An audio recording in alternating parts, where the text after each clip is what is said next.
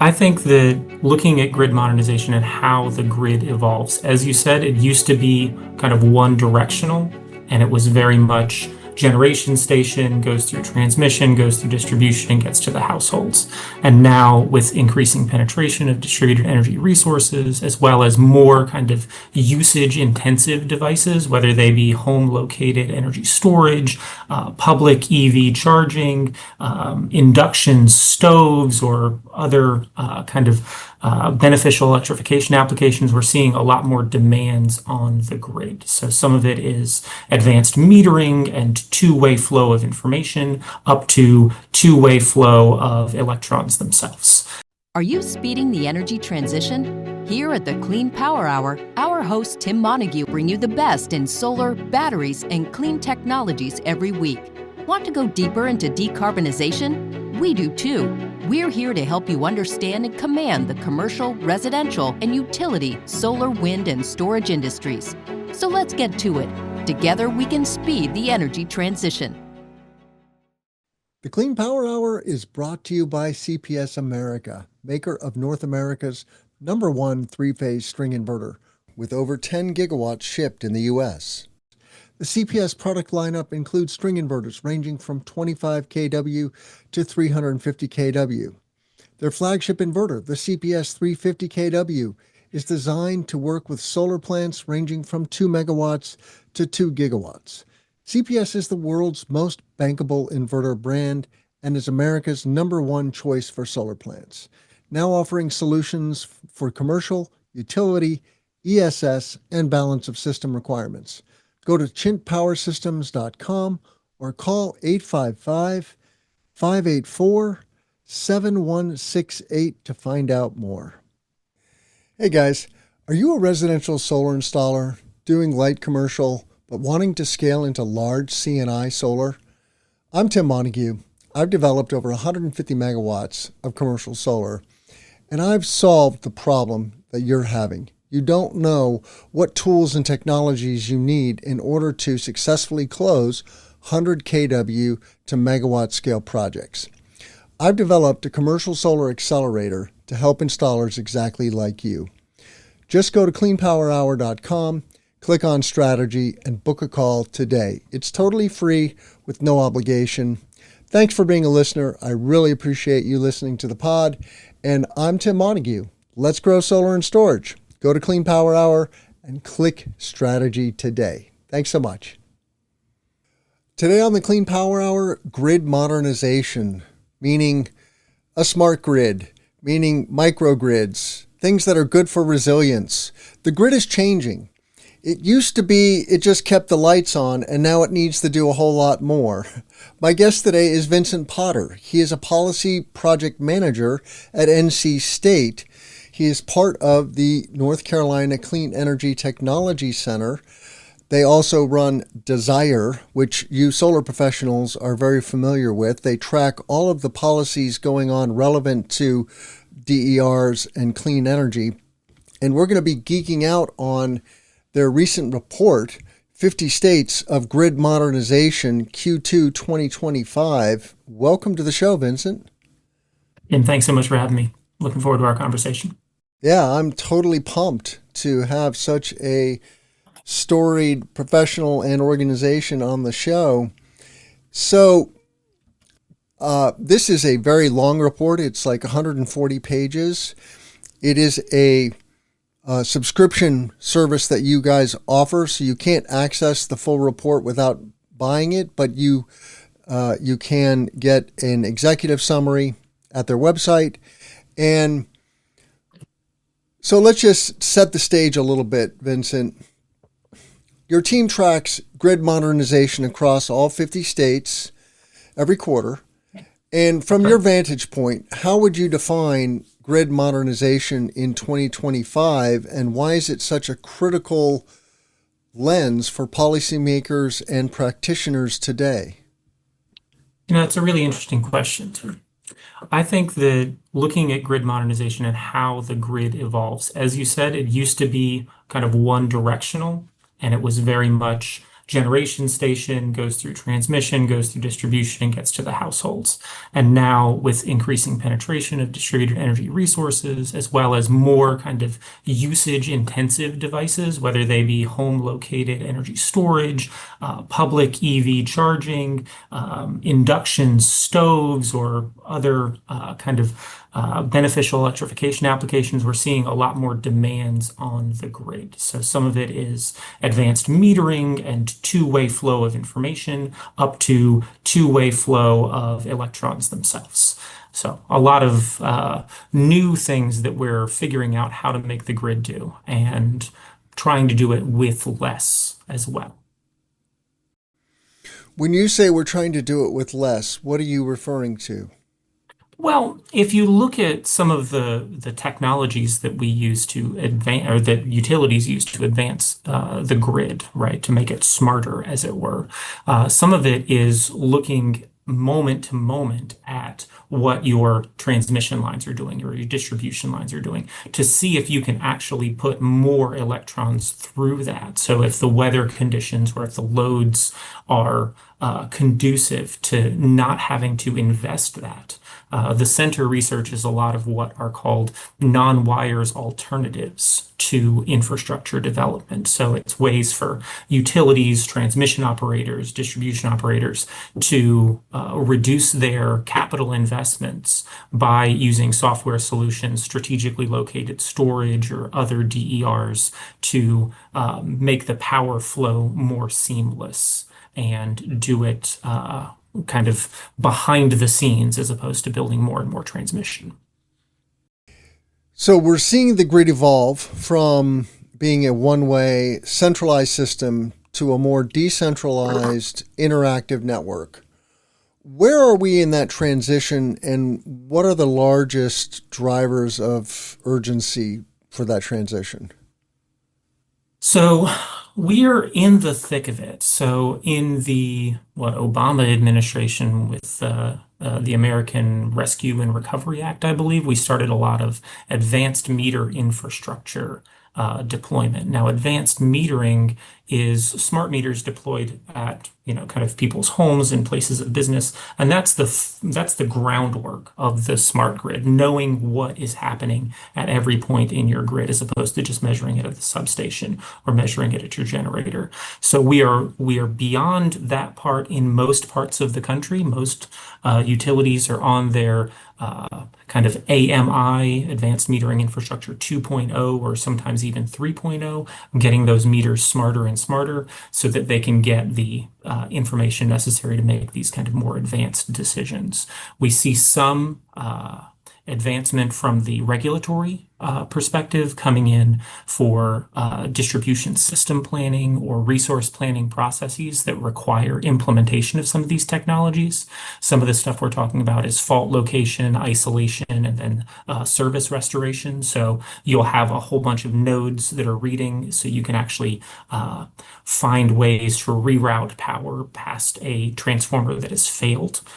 In many parts of the country, you will see new labeling on the transformers. If you're an energy dork like me and my children, we go and we look at the labels that are on the boxes as we take our walks, and we'll see like self-healing grid or self-restoring grid in several like large yellow letters on these service boxes. And so this is one of those upgrades, right? So if this pole goes down, the electricity can actually be rerouted around it to maintain service.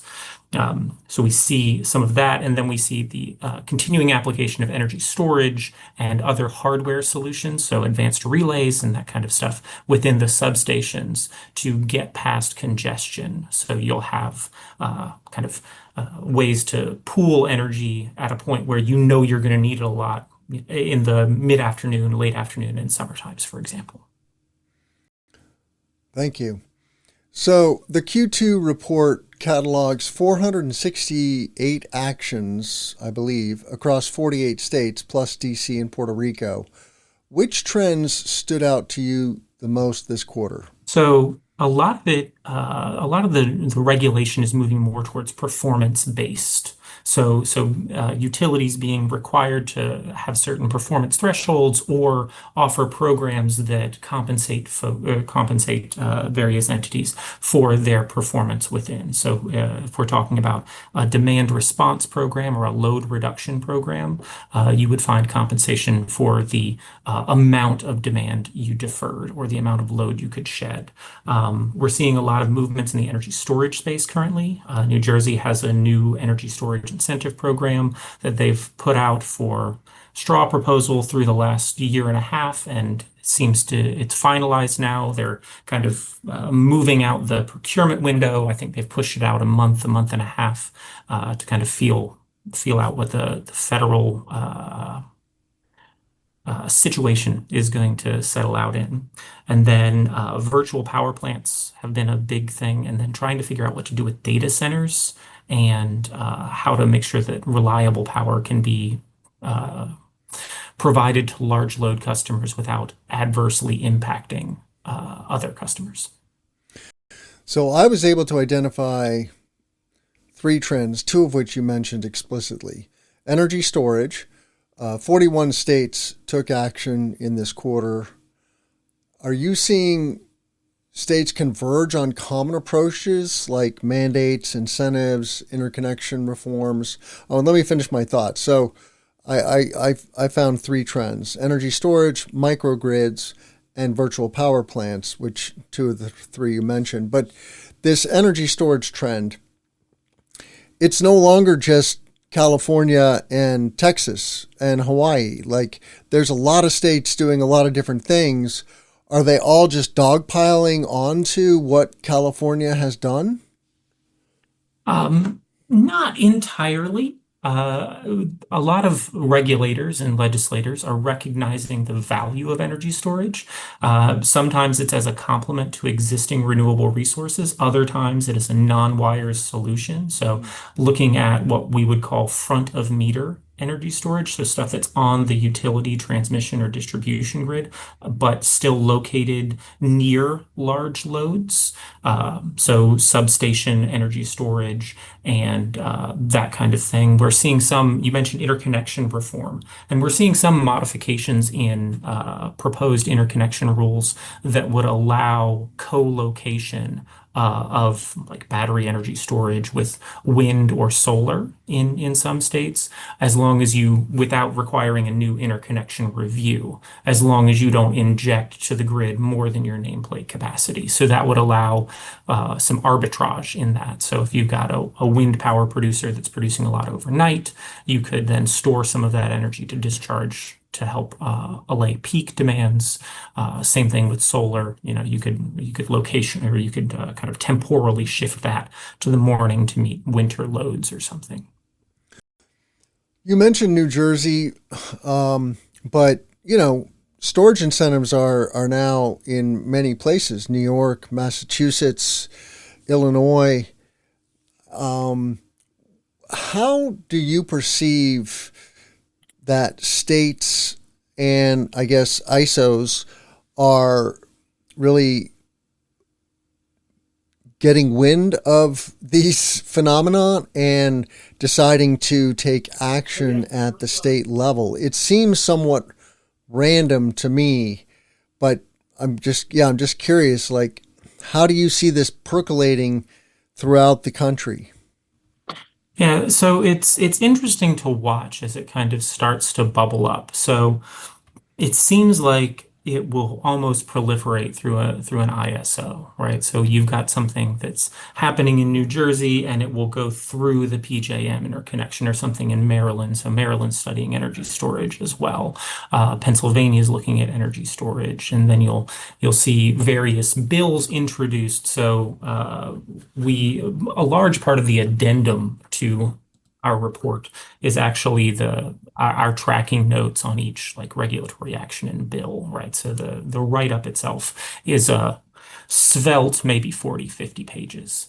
The rest of it is kind of in-depth bill and regulatory detail. But it's really interesting to watch storage policies kind of evolve from a state by state perspective. So we'll see things come up in Illinois, and it will change slightly when it gets to Wisconsin or Minnesota, but these actions are still kind of similar, right? And so what it's doing is it's looking for ways to supplement the grid, and because the grid needs reliable energy. It needs ways to either meet demand or offload excess demand at a reasonable price. So we see a lot of the same policies popping up. It's almost like convergent evolution, right? Where even if Hmm. I don't think they're necessarily copying the policies, I think they're having similar problems or identifying similar issues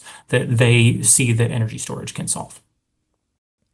I found some of these charts to be, frankly, very encouraging. There's a lot of action happening in a lot of places. This figure two on screen is action on grid modernization by number of actions, and the dark blue are 10 or more actions. The lighter blue are 6 to 9 actions. The lighter blue is 3 to 5 actions.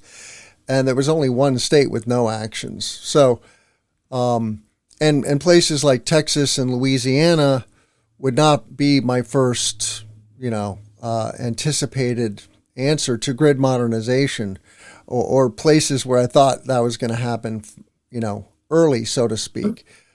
Yeah, when we Yeah, look at the most active states, of course, Texas is the largest, followed by California. But also you see Colorado's up there, Michigan, Maine, and Missouri, Oregon, Illinois, Hawaii. So where Louisiana makes it in the top half, I believe, of the nation. Speaking of them, as well as Arizona. yeah, So and even some of these more historically let's call them unfriendly to renewable generation. yeah, Uh, yeah. I mean, there is a certain overlay, red state, blue state here going on, right? Like the Northeast is a hot spot, and that's very blue. California and Oregon, but yeah, Texas, Louisiana, red states going for it, so to speak, with grid modernization. What right. And was sorry? Go ahead. well, I will say that I don't think that uh, uh, distribution and transmission difficulties care about politics, right? So it's one of those things that you're going to have problems that could be at least attenuated by energy storage, irrespective of what your grid looks like. On microgrids, Hawaii, Oregon, Texas, and West Virginia all advanced rules or programs. What's motivating these states, and do you see microgrids becoming mainstream resilience tools rather than niche pilots? In some cases, yeah, West Virginia is very interesting looking at microgrid districts, right? So kind of uh, looking at large load centers, industrial facilities, or even commercial facilities that would want to locate, share a load, and have their own or a secondary generator to serve their demands in parallel to the electric grid there. Um, it's fascinating watching it kind of develop as we see a lot, or at least when we look at the generation mix of West Virginia, it's largely, coal-fired power plants. But when we have the developments that would allow businesses and industries to have a little bit more leeway in what they get to power their processes with. It's quite fascinating.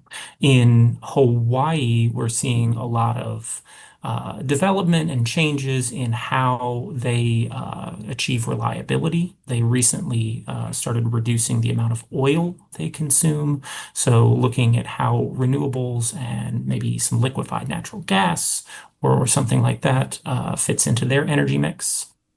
Um, and so some of it, looking at, Hawaii, looking at Puerto Rico, there's a lot of kind kind of seeing microgrids as a large portion, or at least a significant part of the grid itself.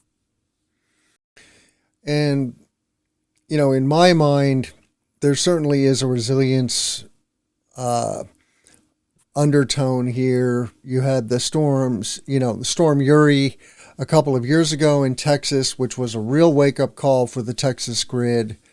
It impacted all kinds of assets, fossil and renewable energy, and nearly was a major disaster. They averted a much longer outage by the hair on their chinny chin chin.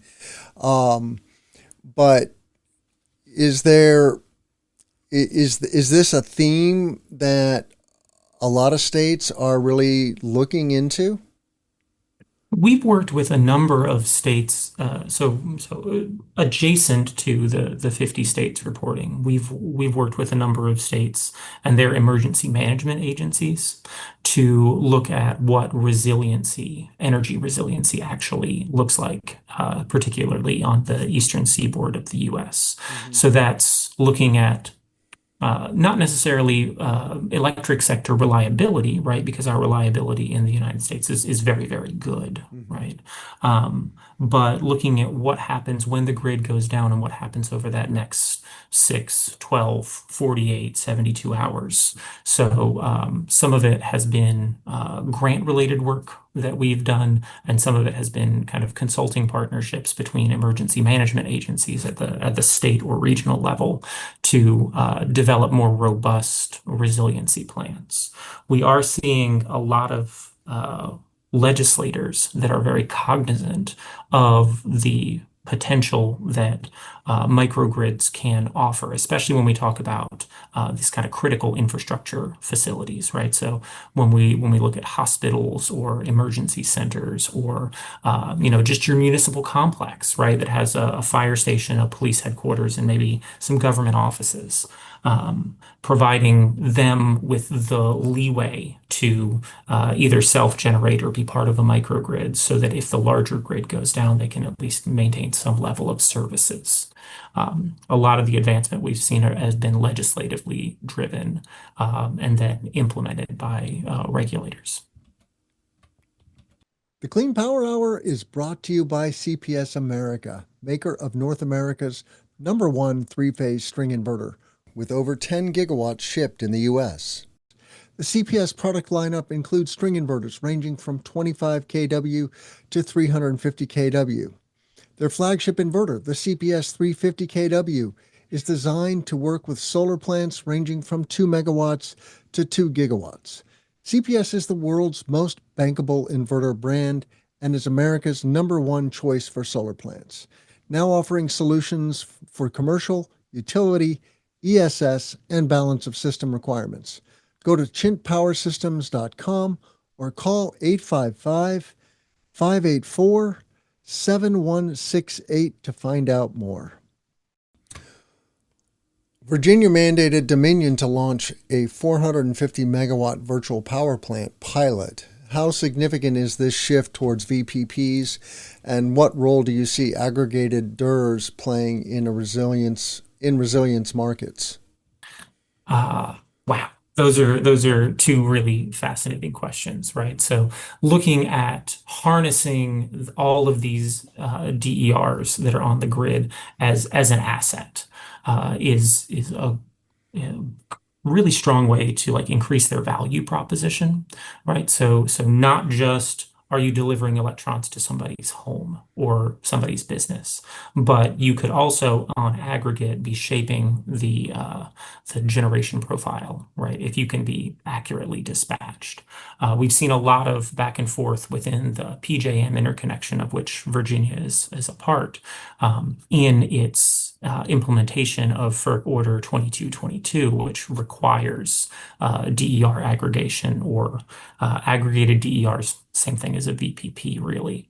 And so some of this is just executing, right, those kind of federal energy regulatory orders, and some of it is allowing Dominion and other large utilities to harness the power that this distributed energy network has.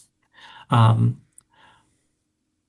yeah, I think it's not pushing the landscape, right? We're not at the phase of VPPs where we can say, okay, well, we don't need to build a new natural gas plant or something like that because we have all of these DERs. But we are strongly in the non-wire solution space with VPPs so far.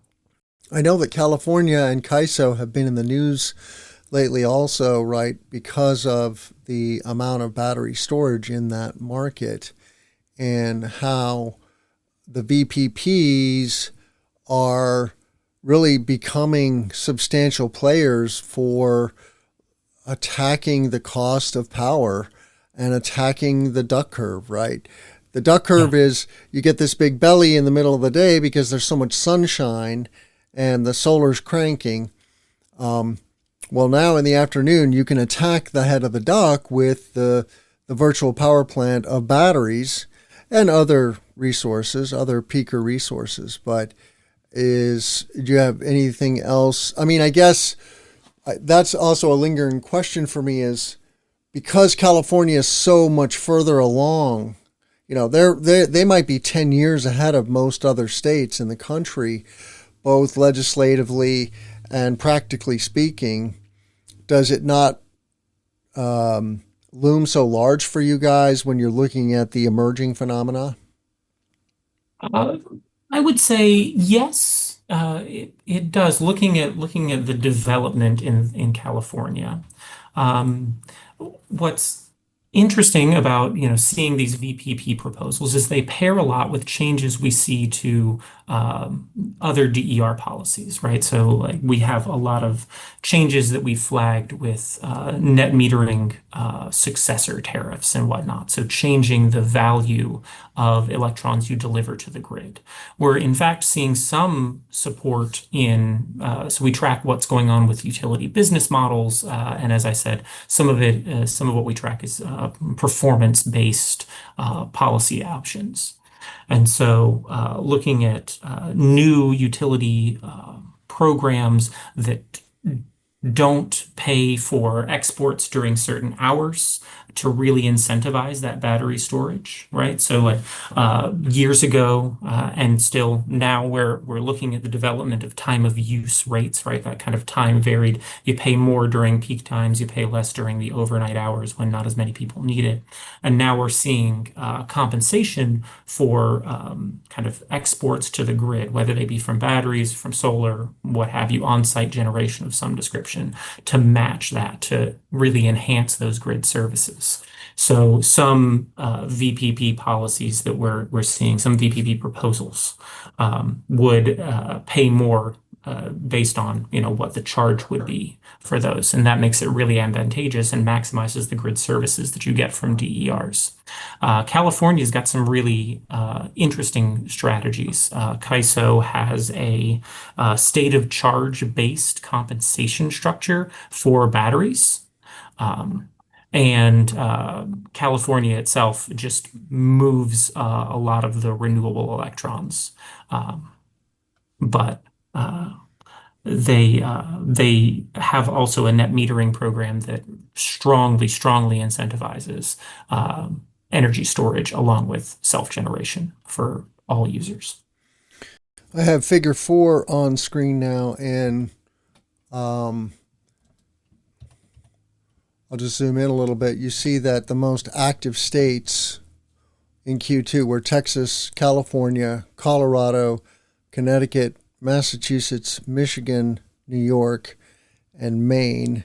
And I would say half of those, are no surprise to me, and half are somewhat of a surprise. But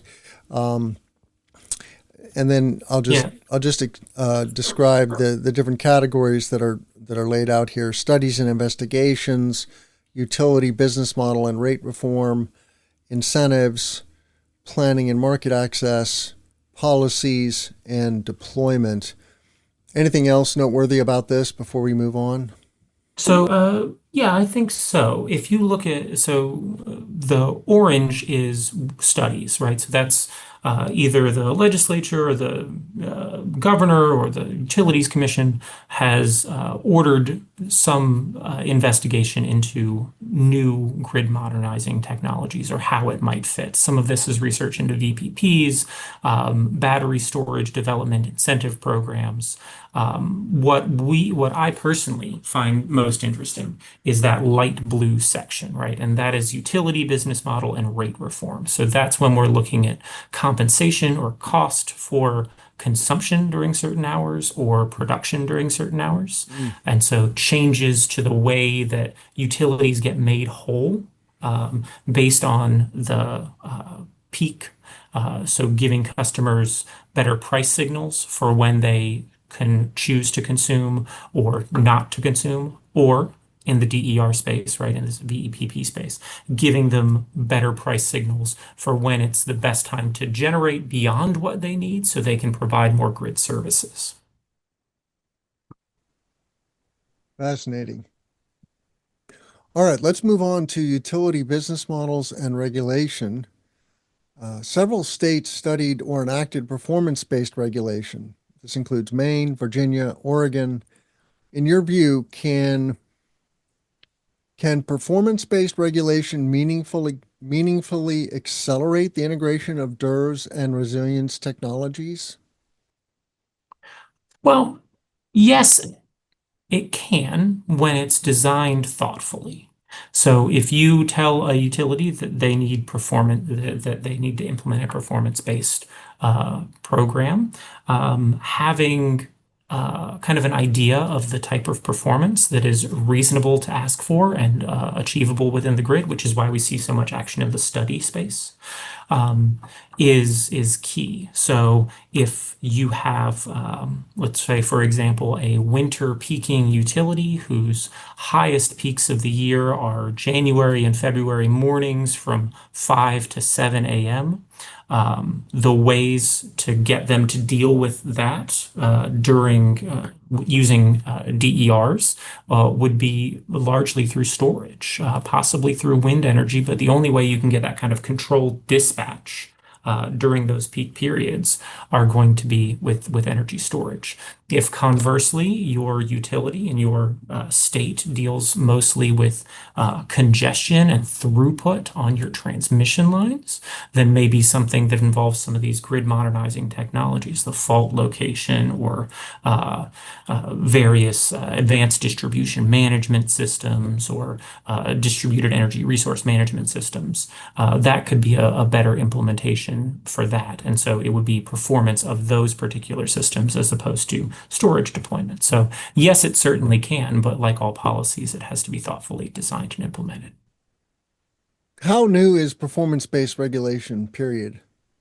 Performance-based regulation has been around for 20, 25 years. It started with what we originally, what I believe was called in the late 90s deregulation, and we prefer to call restructuring now. So electric utilities that were traditionally natural monopolies would have been restructured into kind of spinning off generation and then having transmission and distribution handled by the utilities. So you when you don't have that kind of monopolistic utility incentive to just build large generation assets and get a guaranteed rate of return, it all becomes performance based, and so we're seeing kind of a continuation of this. Time of use and advanced rate design remain contentious. Hawaii, for instance, declined to expand time of use rates. What lessons Yeah. should other states take from these mixed outcomes? You've got a time of use is one of those conceptual matters that works very, very well if everybody understands their energy use, right? So as an energy expert, as an electric sector expert, I understand, this is the time where I should run my dryer. This is the time where, it's best to charge my electric vehicle if I have an electric vehicle or to do what have you, run the dishwasher, run your AC. But that is a level of detail that many customers just don't have the time right, to deal with. So part of uh, time of use rate design implementation really needs to be an education component, right? You need to get involved with the customers and help them understand how to shift their energy use or whether they need to shift their energy use. So it's if everybody is the perfect market participant that we learned about in Economics 102, then it makes sense for everybody immediately. But sometimes there's an education effort that needs to happen to bring people up to speed. I think of time of use rates as facilitating the implementation of storage on the grid, frankly. And so I just kind of generically think of time of use as a public good. But if you're not implementing storage and you have patchy usage, that can come back to bite you, right? Like if you have consistently high usage in the late afternoon when energy is more expensive, but you don't have a battery, then maybe that is counterproductive. Is that true? Yeah, I would say so. Energy storage can kind of reduce the mental burden, right? Or the kind of onerous nature of having to remember not to turn this on or to set your HVAC back or something like that during these peak times or peak events. Most retail energy storage that you would get at home, for instance, right? We work a lot with residential customers and their advocates. Um, and so there are ways that you would just program, right, your battery storage so that it knows when your peaks are, right? So it can help kind of optimize its dispatch or optimize your consumption, as it were, if you're not injecting to the grid. Um, and we see a lot of pairing, right? So as solar expands, we see a lot of pairing solar with storage. Both, in California where you kind of have to make it cost beneficial, but also in other states as well, in North Carolina, South Carolina, Virginia included. So, how are utilities themselves responding to this wave of regulatory and policy change? Do you see genuine transformation of business models or more incremental compliance? Utilities tend to be conservative, right? They move slowly because they have a lot of things to manage. We see a lot of kind of fruitful conversations around energy storage deployment. Many of the utility folks that I've spoken to are genuinely excited about getting more storage on the grid because that reduces the amount of kind of work that they would have to do. It lessens the likelihood that they'll encounter something like California's duck curve, which you mentioned before. And so both customer-sited energy storage and grid energy storage is pretty well received. There are several utilities in the Midwest that are operating resiliency and energy storage as a service programs as a result of some of this push towards getting more storage on the grid. So they will have utility operated customer sited energy storage. So during blue sky conditions, right, the utility would get to dispatch your storage a little bit to meet some grid demands. And then during an outage, if the grid were to go down, you would then get backup power out of it. So that's kind of happy medium between those two where you can find common benefits for customers and utilities. Some states, like Maryland, are incorporating equity and environmental justice into resilience planning. How well are states doing at democratizing resilience beyond corporate campuses and utilities? Um, there's always opportunities to do better, right? We've seen a lot of advancements and we see a lot of cognition of The locations on the grid with the most reliability concerns often happen to be those disadvantaged communities, those lower wealth communities. And so as we have some performance-based regulation. There are several utilities in the Southeast that have to report in their rate cases on their worst performing circuits, right? Their highest or their lowest reliability circuits. Um, and so how they can go on and improve that. So that becomes a kind of uh, equity measure a little bit.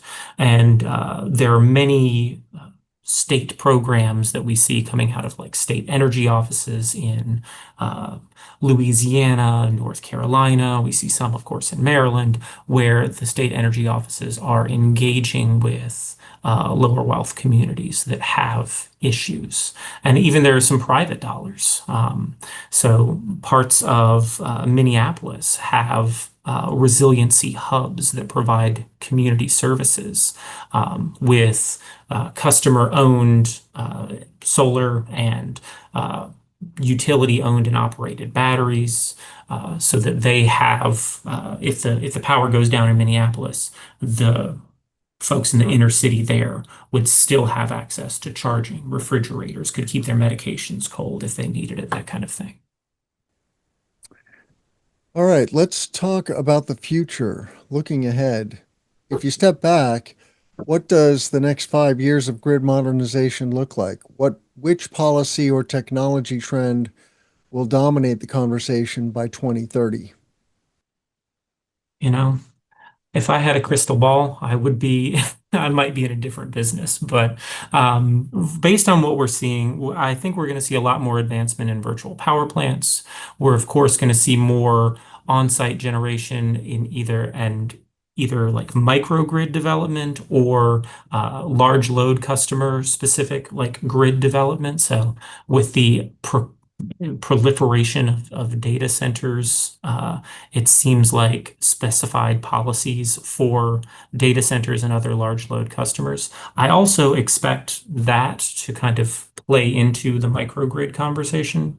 So looking at what they can provide to nearby communities in the case of a grid outage or something like that. I also think we're going to see continuing technology implementation, right? So more and more sophisticated distribution management systems and other technology solutions that can be implemented so that we have fewer transmission rights of way that need to be taken up.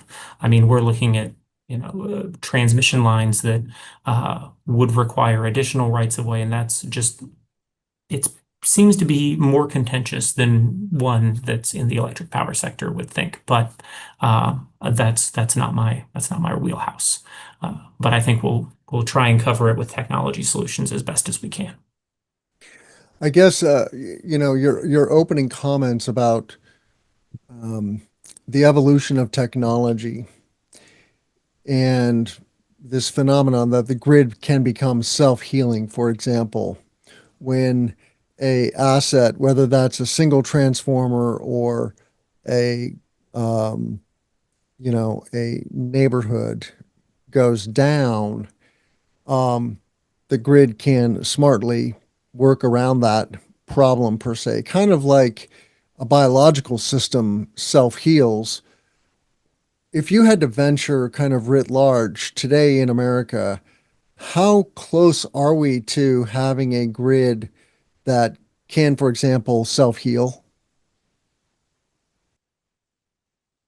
We There are some locations in the population centers, right, where there's a lot of distribution infrastructure.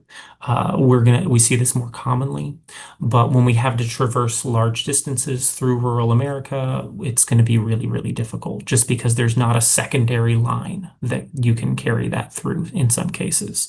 As we see Puerto Rico continue to develop in its energy restructuring after Hurricane Maria. It is a kind of a linkage, almost like chainmail armor of like microgrids that are just linked onto one another. And we see some of this kind of thing happening elsewhere, where there are self-healing grids in the Northeast corridors, in parts of Texas, in parts of the Southeast, where we have large population centers. We've also done a lot of work with cooperatives that are traditionally lower on the population density side, right? These will operate in rural America largely, but they will find ways to island themselves if there is an issue. So they will have housing developments there where they own batteries and they're encouraging their members to install solar panels so that if anything were to happen, the housing development would stay powered. And we see that happening here and there throughout, and I'm looking forward to more of that kind of like it's just factoring the two-way flow, right? It's not everything comes from the substation and everything comes from the generation station behind that. If there's community sited energy storage and there's community sited energy generation, how could that be more equally distributed, right? We see hurricanes in Florida and North Carolina. I mean, we had a bad hurricane last September that just washed through Western North Carolina in the mountains. And so we're wondering how much could microgrids and how much could islanding have avoided in that? So, future course of study. I don't know if you track what's going on internationally, but from my perspective, we're seeing a lot of moves in Europe and Asia towards long duration storage, hydrogen, and resilience funding. How does the U.S. actively compare? How does the U.S. activity compare? Are we leading, lagging, or simply different? I think we're a little bit different, right? China has a very centralized kind of national plan. Um, Germany, Spain, parts of France, for the most part, have like kind of directives at the national level. But America doesn't really operate that way, right? Thanks to our regulatory federalism, we have 54 different regulatory environments that operate. We have 54 different sets of rules and statutes. Sometimes we find a lot of commonality because they're linked by, an interconnection or a regional transmission organization or something like that. And sometimes we see just similar policy environments state to state. But what the policies are in North Carolina don't necessarily affect what the policies are in Virginia or Tennessee or South Carolina because they touch it, just like what's happening in ERCOT, right? The Electric Reliability Council of Texas doesn't affect all of Texas. It doesn't affect what's going on in its neighboring states in Arizona or Louisiana. So we have a very different system. We have something where we need a lot of economic levers to make it make the most sense. So we can kind of do it on a cost basis, but we can't do it on a mission basis. So, my last question. If you were speaking directly to project developers, EPCs, investors, or community leaders, what one or two takeaways would you give them from this report? Um, so I've got different answers for the different audiences, right? So for project developers and EPCs, it is uh, partnering with your utility early and understanding how you can provide value to them and how they can provide value to you, right? It's not always a one-way relationship. And then for community advocates, it is finding the right partnership. So sometimes a community needs to work with the local government first and then engage the EPC or developer. And sometimes they need to do it the opposite way and start with the developer with an idea that can then help them pitch to local government for permitting or what have you. But I would love to see more community advocacy organizations or just community-based organizations getting more involved in the energy space. They're really big in the energy efficiency efficiency space already, but I would love to see them on the DER side as well. Hey guys, are you a residential solar installer doing light commercial but wanting to scale into large C&I solar? I'm Tim Montague. I've developed over 150 megawatts of commercial solar, and I've solved the problem that you're having. You don't know what tools and technologies you need in order to successfully close 100 kW to megawatt scale projects. I've developed a commercial solar accelerator to help installers exactly like you. Just go to cleanpowerhour.com, click on strategy, and book a call today. It's totally free with no obligation. Thanks for being a listener. I really appreciate you listening to the pod. And I'm Tim Montague. Let's grow solar and storage. Go to Clean Power Hour and click strategy today. Thanks so much.